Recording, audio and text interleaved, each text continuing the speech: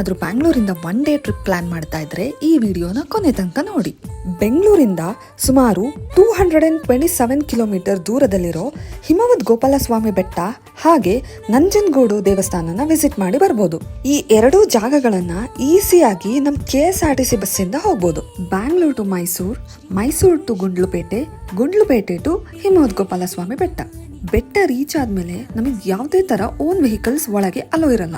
ಹಾಗಾಗಿ ನಾವು ಮತ್ತೆ KSRTC ಅಥವಾ ಫಾರೆಸ್ಟ್ ಡಿಪಾರ್ಟ್ಮೆಂಟ್ ಕಡೆಯಿಂದ ಇರೋ ವೆಹಿಕಲ್ನೇ ಯೂಸ್ ಮಾಡಬೇಕು. ಈ ಬೆಟ್ಟ ಚಾಮರಾಜನಗರ ಜಿಲ್ಲೆಯಲ್ಲಿರುವ ಬಂಡೀಪುರ ರಾಷ್ಟ್ರೀಯ ಉದ್ಯಾನವನದ ಪ್ರದೇಶದಲ್ಲಿ ಅತಿ ಎತ್ತರದ ಶಿಖರದಲ್ಲಿ ಒಂದಾಗಿದೆ. ಸರಿಸುಮಾರು ಸಮುದ್ರ ಮಟ್ಟದಿಂದ 1450 ಮೀಟರ್ ಎತ್ತರದಲ್ಲಿದೆ. ವರ್ಷದ 365 ದಿವಸನೂ ಇಲ್ಲಿ ಮಂಜು ತುಂಬಿಕೊಂಡಿರುತ್ತೆ ಅಂದ್ರೆ ನಂಬ್ತೀರಾ? ಹೌದು, ಶಿಖರದ ಮೇಲಿರುವ ಭಗವಾನ್ ಶ್ರೀಕೃಷ್ಣನಿಗೆ ಸಮರ್ಪಿತವಾದ ಪ್ರಾಚೀನ ದೇಗುಲವಿದು.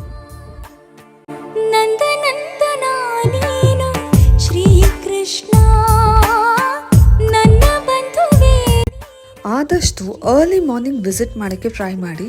ಬಿಕಾಸ್ ರಶ್ ಕೂಡ ಕಮ್ಮಿ ಇರುತ್ತೆ, ಹಾಗೆ ದರ್ಶನನೂ ಆರಾಮಾಗುತ್ತೆ.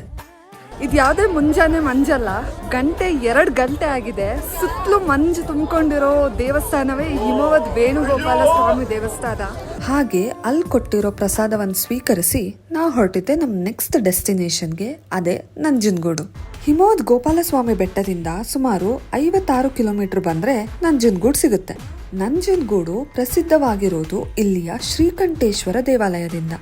ಶಿವನು ಹಾಲಾಹಲವನ್ನು ಸೇವಿಸಿ ಶ್ರೀಕಂಠನಾಗಿ ನೆಲೆಸಿರುವ ಕ್ಷೇತ್ರವಿದು.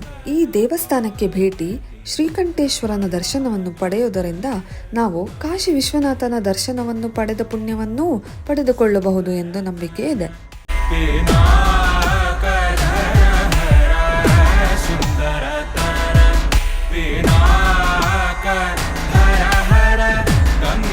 ನಂಜನಗೂಡು ದೇವಸ್ಥಾನವು ಕಾವೇರಿಯ ಉಪನದಿಯಾದ ಕಪಿಲಾ ನದಿ ಬಂಡೆಯಲ್ಲಿದೆ.